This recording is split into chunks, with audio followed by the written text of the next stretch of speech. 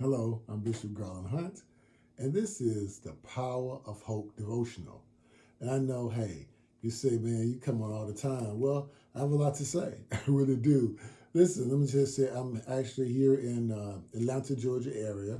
Many of you know the Father's House right here at 6060 Spalding. So if you want to be a part of us, feel free to come a part of us.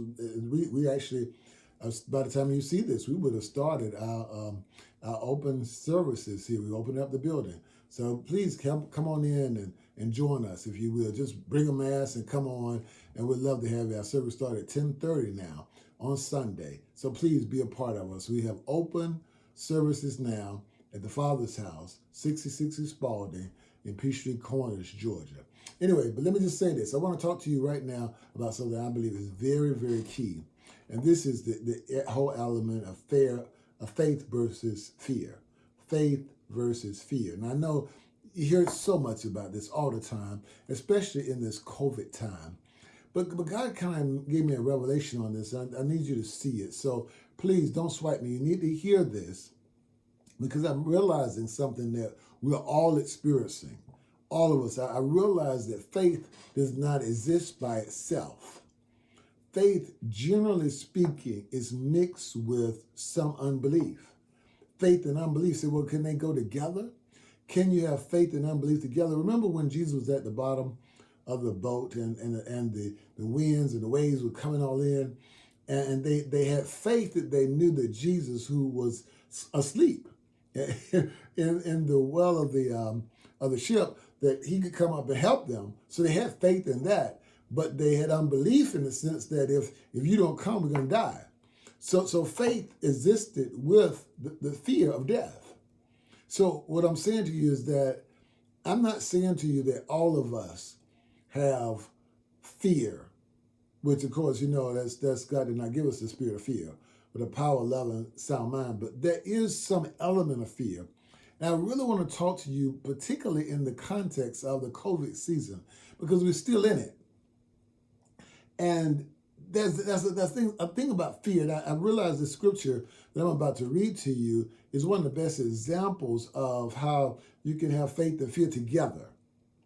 So many times we make excuses. We say, well, you know, I need to, COVID, I need to, you know, separate. I need to wear my mask. I need to pull away. I need to do things that can help me be protection. I even heard people say, well, you know, mask is like your seatbelt. You always wear your seatbelt, right, to protect you. It doesn't mean that you're gonna, you know, that you don't have faith to drive, but it still means that you just do that as a part of protection. And to some degree, maybe that's true. But let me just say this: we never should put our faith in our seatbelt. We don't put our faith in. We have to put our faith and trust in God to keep us from not having an accident. Is that not true? We gotta trust God that we may be safe, because there are many, many people that may die in a seatbelt, or sometimes even when a seatbelt may cause all kind of crushed necks and chests, all kind of things happen, even with the airbag. The airbag can hurt you. And all those things are there to protect you, but sometimes the things that are there to protect you can still hurt you. So the same thing even with a mask, we got to be careful that we don't put faith in the mask. Don't put faith in the mask to prevent you from getting COVID. What we're doing is we have to trust God in the midst of it.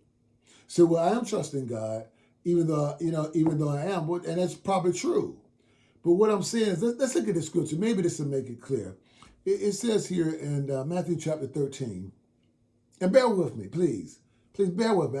Let me go before you get here. I don't want you to start running off talking about, well, Bishop say don't put on a mask. So I'm actually not talking about whether you wear a mask or not. What I'm saying to you is, do I put my faith in a mask? Do I put my faith in a mask? So, and we should know the answer to that, but I had to answer this question myself. I don't know if I gave you this example. Maybe some time passed. I was in a church service. It was actually a funeral. And I think I told you this before. And I was so proud of those that came to the funeral, because all of them, pretty much 99% of them, had on a mask. So I felt good about it. I said, wow, this is great. Everybody is COVID safe. Everybody's doing what they can do so that we can prevent us from spreading COVID, and that we can be together, but we all have masks. And so after the funeral was over, friends hadn't seen each other for years. This was actually a high school friend. So hadn't seen each other years. So everybody coming together to talk. And so, everybody wasn't those 6 feet distance. But because we had on a mask, we felt comfortable to at least talk. And so the Lord dealt with me later. And because I was gloating, actually, said, wow, we were smart enough to keep on masks, and therefore we were keeping ourselves from getting COVID. And then God just dealt with me and said, do you think that mask is what keeping you from getting COVID? Do you think that mask, do you think that the mask is going to keep you from getting COVID? It's not. You better trust me and not trust the mask. Trust me. You have to trust me, not the mask.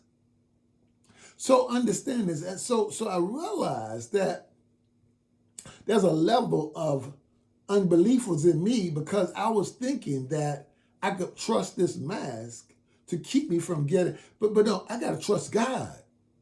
Can you imagine this little thin thing right here? I can almost tear it. How's this thing going to keep me from getting something that's contagious as COVID? No, God's got to protect me. God's got to do it. So I realized that even though I'm operating in faith, I'm a man of faith, and power, to some degree, I was dependent on what I call wisdom in wearing a mask. I was still putting my faith in the mask more than I was trusting God. And I began to rejoice because all of us had on masks, and we were proud. I was proud of my brothers and sisters because they had on a mask, and I was excited because we won't get COVID if we have a mask, and we know that's not true. Only God can protect us. Only God can keep us. So what happens is when a person preaches faith, and this is the example I want to give you. I've had a situation where a person preaches faith, and so you have to have faith, and not faith in a mask, but have faith. And so here my unbelief is mixed in with my faith, and it's almost like the scripture here in Matthew chapter 13.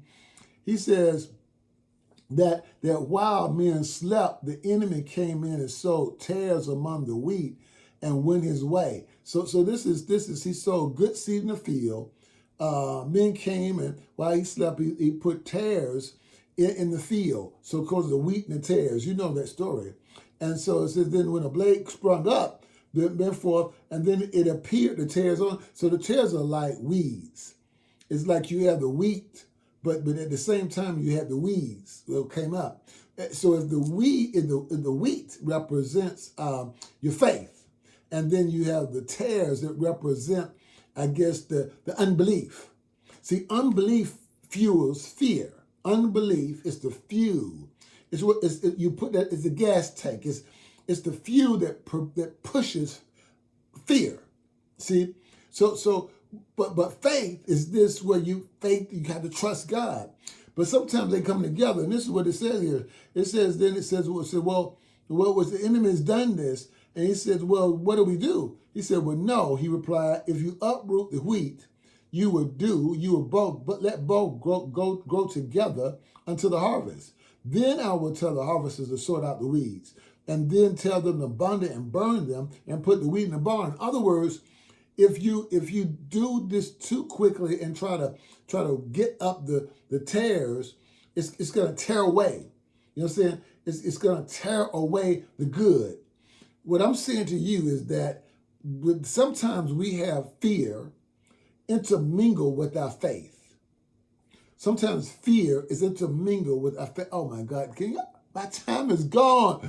Oh my God, I gotta go. I'll pick this up next time. Bishop Garland Hunt, I'll talk to you later.